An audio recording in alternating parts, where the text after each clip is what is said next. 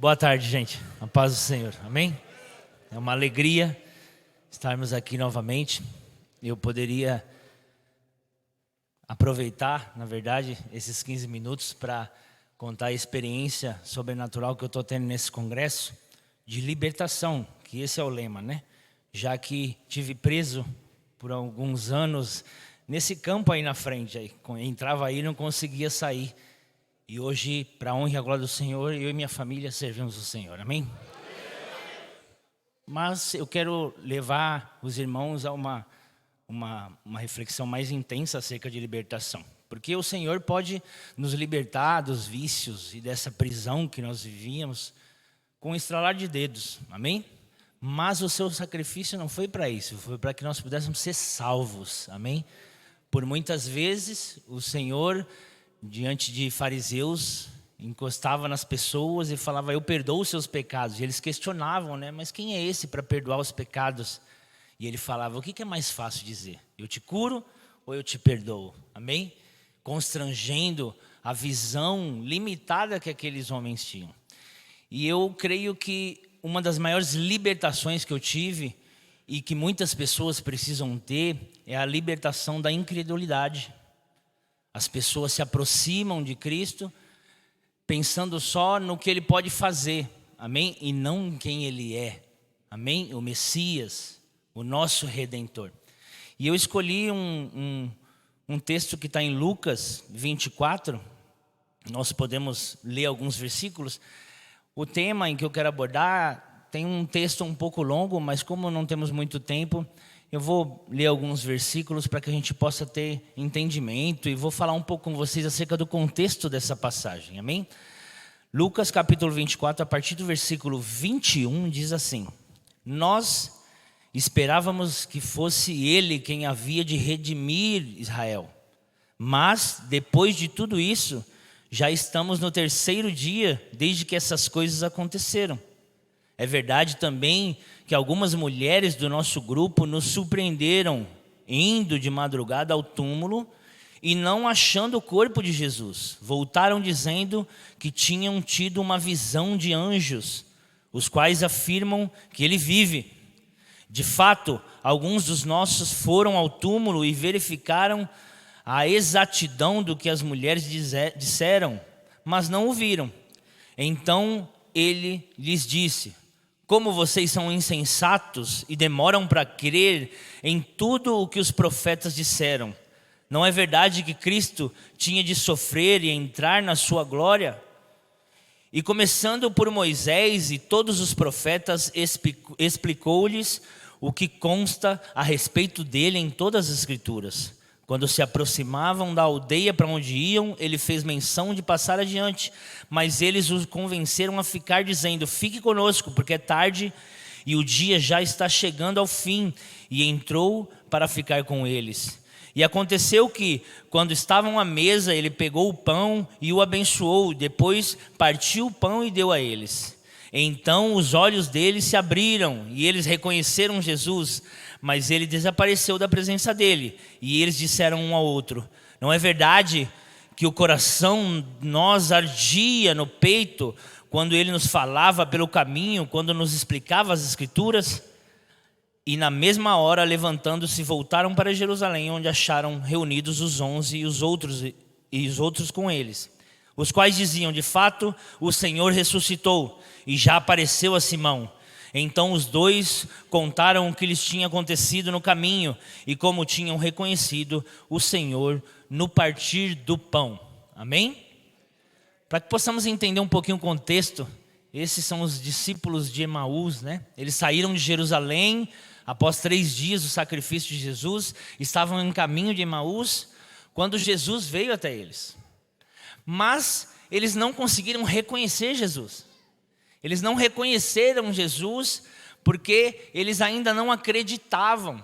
Eles estavam incrédulos. E isso me traz na verdade, uma visão um pouco diferente daquilo que nós muitas vezes vivemos dentro de Remar, em outras igrejas também. Essas pessoas caminharam 3 anos do lado de Cristo. Eles viram os milagres de Cristo. eles viram as transformações que Cristo fez, eles viram as curas que Jesus Cristo operou através do poder de Deus que emanava dele.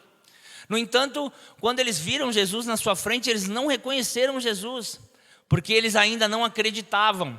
Eles criam apenas de que ele veio redimir Israel. Eles estavam crendo só no que ele podia fazer e não no que ele era. Amém? As pessoas passam anos dentro das nossas igrejas. As pessoas passam anos vendo os milagres que são realizados e operados através do poder de Jesus Cristo. As pessoas veem as pessoas sendo transformadas, sendo restauradas, famílias sendo novamente reestruturadas. No entanto, depois de anos, depois de alguma frustração, elas saem da presença do Senhor e vão buscar outras fontes, assim como esses homens fizeram. Eles saíram de Jerusalém e foram para Emaús, estavam a caminho de Emaús. Jerusalém significa um lugar de paz, amém? Mas após a frustração de ver Cristo morrendo na cruz, e já ter se passado 3 dias, eles saíram para Emaús, que significa fontes de águas quentes. Então eles abandonaram o lugar de paz para ir buscar outras fontes. Isso é o que muitas pessoas, a postura que muitas pessoas assumem. Conhecem os sacrifícios, conhecem os milagres, veem a transformação, mas depois de uma frustração, saem correndo buscando outras fontes, porque ainda estão incrédulos. Mas Jesus então apareceu no caminho para eles e começa a questioná-los, falando: o que vocês discutiam aí no caminho? Porque eles estavam conversando daquilo que tinha acontecido há 3 dias atrás. E eles olham para Jesus, mesmo sem reconhecer, ou falam: mesmo estando em Jerusalém, você é o único que não sabe o que aconteceu? O que os mestres da lei fizeram com Cristo? Amém? Veja só a incredulidade deles onde estava. Eles estavam achando que foram os mestres que mataram Jesus. Eles não reconheciam que foi Jesus quem se entregou por mim e por você.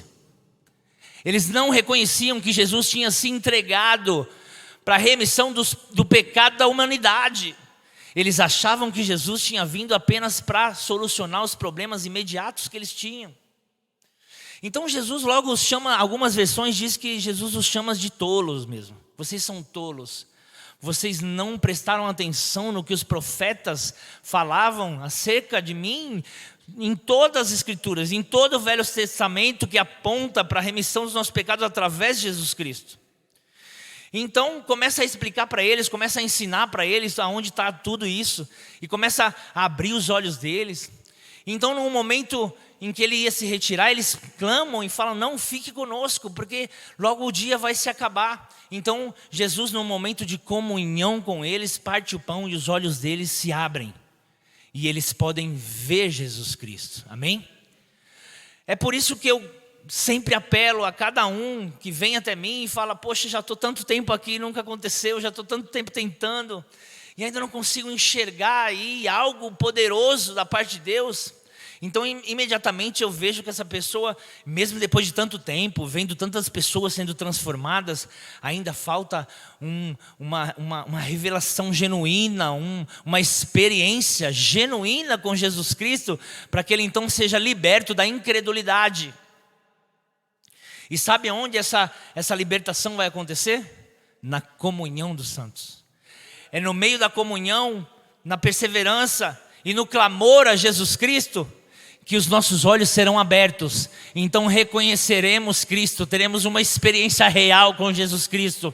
Então, assim como esses homens, voltaremos para o lugar de paz. Não buscaremos mais fontes que não são seguras. Voltaremos para Jerusalém, voltaremos para o lugar de paz, e lá anunciaremos que Ele está vivo, Ele ressuscitou, o véu foi rasgado, e nós agora temos comunhão com o Pai, os nossos pecados foram limpos, nós encontramos a salvação, amém? E não só libertação para aquilo de mal que a gente fazia. É isso que Jesus Cristo veio fazer.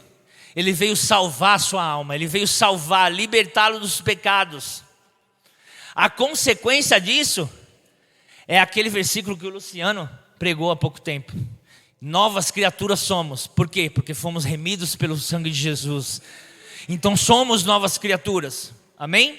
Então o pecado já não tem mais domínio sobre a nossa vida. Nós estamos libertos do pecado.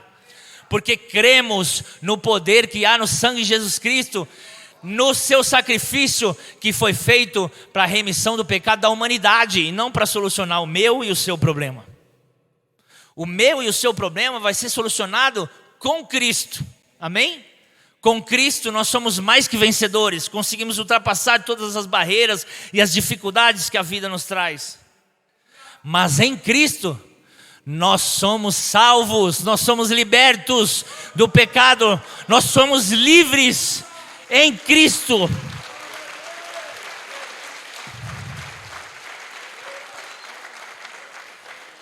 Se você for até o versículo 48 dessa mesma passagem, diz: vocês são testemunhas dessas coisas. Eis que envio sobre vocês a promessa de meu Pai. Permaneçam, pois, na cidade, até que vocês sejam revestidos do poder que vem do alto, para que vocês sejam testemunhas de que Cristo ressuscitou, testemunha de que Cristo não foi morto não pelas autoridades.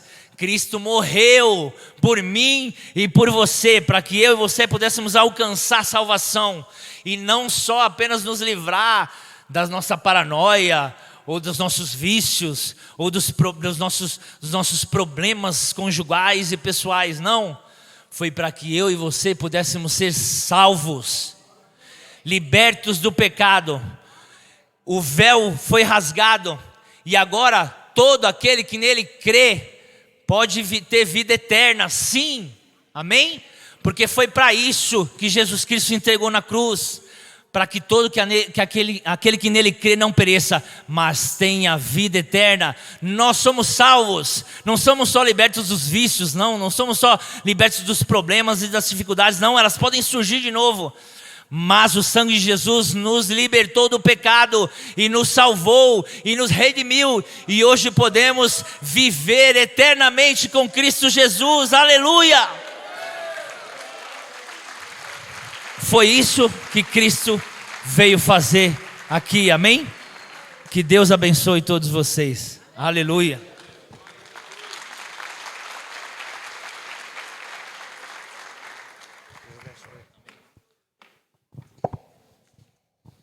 Amém? Deus falou com você?